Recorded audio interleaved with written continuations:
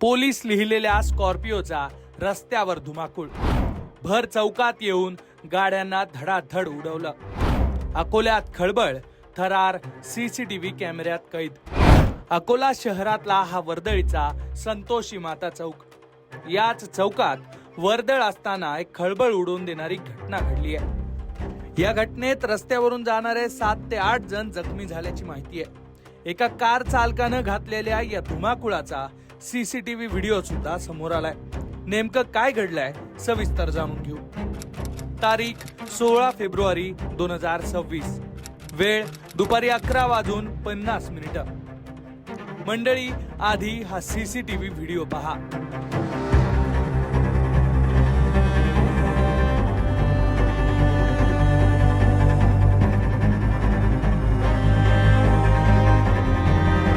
अकोल्यातल्या संतोषी माता चौक परिसरात नेहमी सारखीच लोकांची गर्दी होती.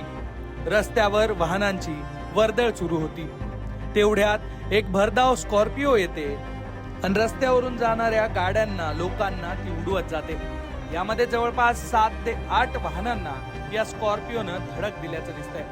या अपघातात 8 जण गंभीर जखमी झाल्याची माहिती आहे. या घटनेत 3 मोटारसायकल, 2 4-चाकी आणि एका रिक्षाचं नुकसान झालंय. या अपघातानंतर परिसरात काही वेळ एकच गोंधळ झाला.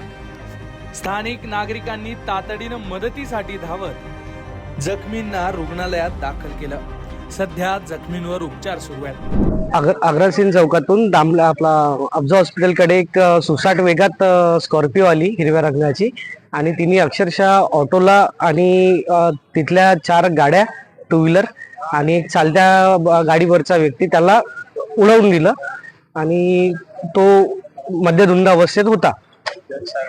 जज साहेबाची पण गाडी होती, त्याच्यामध्ये 2 जज साहेबाच्या गाड्या होत्या आणि माझ्या त्या गाडीचा अक्षरशः चुराडा झालेला आहे. तुम्ही बघू शकता गाडीला. 2 जण त्यातले गंभीररीत्या जखमी आहेत. घटनेची माहिती मिळताच पोलीसही तातडीनं दाखल झाले.